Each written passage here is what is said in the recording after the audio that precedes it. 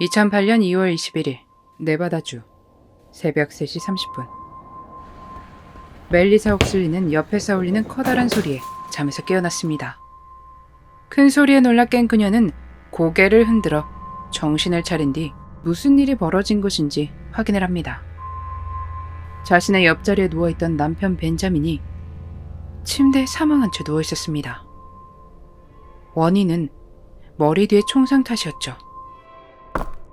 멜리사의 의붓딸이 옆방에서 잠을 자고 있었기에 멜리사는 그녀를 확인하러 뛰어갔습니다. 그리고 딸을 달래며 아래층으로 내려가 현관이 열린 것을 보고 911에 신고를 합니다. 경찰이 출동했고 집안을 수색하기 시작했습니다. 그리고 그 집에서 함께 살던 멜리사의 어린 10대 남동생 크레이의 방에서 산탄총의 탄약을 발견합니다.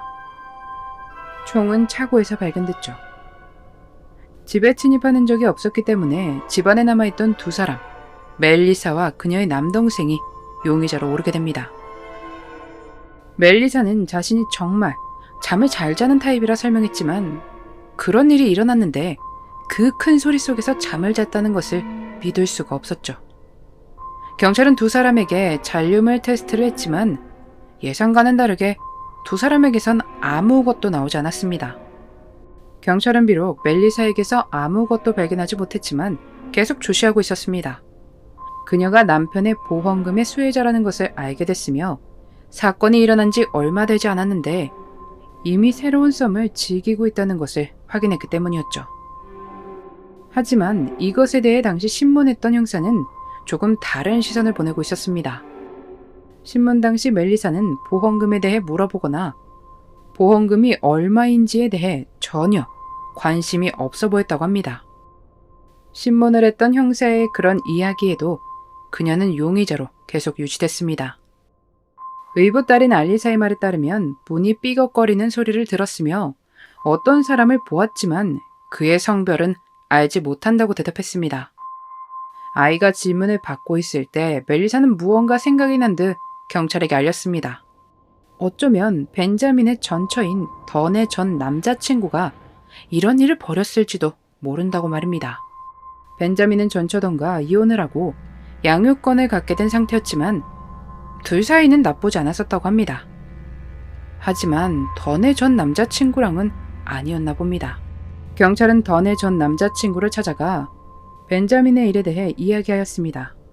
그는 벤자민이 던을 대하는 방식이 마음에 들지 않았던 것은 사실이지만 사건이 있던 날 자신은 다른 곳에 있었다며 알리바이를 이야기했고 경찰은 그것을 확인했습니다. 그렇게 그는 용의자에서 벗어날 수 있었죠. 그들은 다른 용의자인 전처와 그녀의 현 남자친구를 찾아갑니다. 벤자민에 대해 이야기하고 그들의 알리바이를 확인했죠. 던과 그녀의 현 남친인 제임스 매틀리는 집에서 밤새 영화를 보고 술을 마셨다고 알렸습니다. 경찰은 그들의 알리바이를 체크했죠. 양육권을 소유한 친부가 사망했으니 알리사는 친엄마 던과 살게 됐습니다. 5개월이라는 시간이 흘렀음에도 마땅한 단서가 나오지 않았습니다. 그래서 수사관들은 이혼은 했지만 벤자민과 사이가 좋았다던 전처 던과 그녀의 남자친구를 다시 수사하기 시작합니다. 별다르게 나쁜 사이가 아니었다고 했지만 던은 양육권을 갖지 못했고 양육비 또한 그에게 주어야 했던 처지였거든요. 누군가에겐 그것이 동기가 되기도 하죠. 그렇게 그들에 대해 다시 수사를 벌이던 중 그들이 일전에 말했던 집에 있었다는 알리바이가 맞지 않는다는 것을 알게 됩니다. 세븐일레븐 편의점 CCTV에 그녀의 남자친구 제임스가 찍힌 것이 확인된 것입니다. 경찰들은 이 발견으로 그들의 뒤를 추적했습니다. 제임스가 자잘한 혐의로 잡혀 들어올 때마다 벤자민의 사건에 대해 질문을 합니다만 그는 경찰이 원하는 대답을 해주지 않았습니다. 생각대로 풀리지 않는 것에 경찰이 답답해하던 그 어느 날 던이 경찰에게 연락을 해왔습니다. 그 후에 그녀는 경찰서로 찾아왔죠. 술에 취한 상태로요. 벤자민과 사이가 좋지 않았어요. 하지만 제임스에게 그를 처리해달라는 부탁은 한 적 없어요. 이렇게 자백을 하지만 경찰은 그녀가 술에 취해 있었기에 이 진술을 신뢰하지 못했죠. 하지만 그들에게 다시 한번 기회가 옵니다. 2009년 11월 던이 음주운전으로 체포가 됐고 총 2주를 감옥에서 보냅니다. 당연히 그 사이 술에 깼죠. 그리고 같은 달 던이 전정결혼해서 얻은 아들이 엄마가 제임스에게 벤자민이 죽었으면 좋겠다고 말하는 것을 들었다는 증언을 합니다. 경찰은 이 사실에 대해 던에게 말하며 거래를 제안했습니다. 제임스에 대해 증언을 하라는 거래였죠. 경찰은 제임스에게 던이 너에 대해 자백을 했다 라며 그를 설득시키자 제임스는 던 역시 이 사건과 관련이 있다며 털어놓았습니다. 던은 자신에게 집의 내부 지도를 그려줬고 어디로 가야 벤자민이 있는지 알려줬으며 멜리사 역시 처리하라고 지시했다고 합니다. 그리고 일이 다 끝나면 딸을 데려오라고 요청했지만 제임스는 벤자민을 먼저 쏘고 나서 다시 방아쇠를 당길 수가 없었습니다. 겁이 났거든요. 그렇게 멜리사는 살아남은 것이라고 하네요. 또 자신이 모든 일을 벌이고 있을 때 던은 집 밖에 있었다고 주장했습니다. 2012년 3월 16일 1급으로 제임스는 유죄를 받고 가석방 없는 종신형이 내려졌습니다. 제임스는 자신은 자신이 한 일에 대해 책임을 지고 있지만 던은 그러고 있지 않다고 하소연했죠.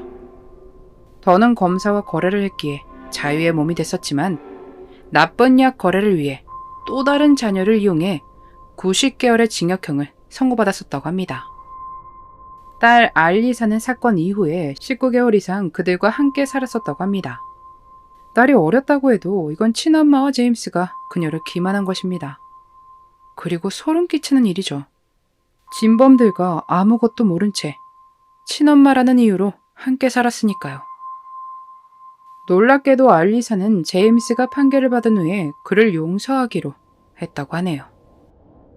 재판 후에 멜리사와 알리사 두 사람이 함께하는지에 대해선 확인되지 않았지만 멜리사는 알리사가 분노 없이 자랄 수 있기를 빌었습니다. 멜리사의 말대로 알리사가 잘 성장해 나갔으면 좋겠습니다. 2008년도에 있었던 일이고 2012년에 10살이었다고 하니 이미 다 컸겠네요. 알리사가 행복한 길만 걸었으면 좋겠습니다.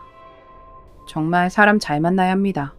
사랑하는 이의 부탁이라고 누군가를 해야 하는 결정을 내렸다는 제임스가 너무 한심하고 어리석습니다. 그런 일 때문에 자신의 인생을 걸다니 일을 저지르고 후회를 하기엔 이미 너무 늦은 상태였죠. 게다가 그런 일까지 벌일 정도로 사랑하는 사람으로부터 배신까지 당했으니 더는 지금 세상 밖으로 풀려나 있지만 분명 그녀에게 죄가 돌아올 것이라 믿습니다. 전 남편을 해하고 싶을 정도로 무슨 이유로 그렇게 미워했던 것인지 멜리사와 딸 알리사의 행복마저 앗아가 버리고 남자친구 제임스를 감방에 보내버린 뒤 자신은 일상생활을 하고 있는 던 옥슬리의 그날의 미스터리였습니다.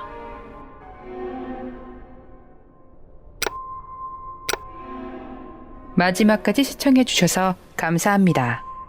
좋아요와 구독은 저에게 큰 힘을 줍니다. 오늘 하루도 수고하셨습니다. 좋은 밤 보내세요.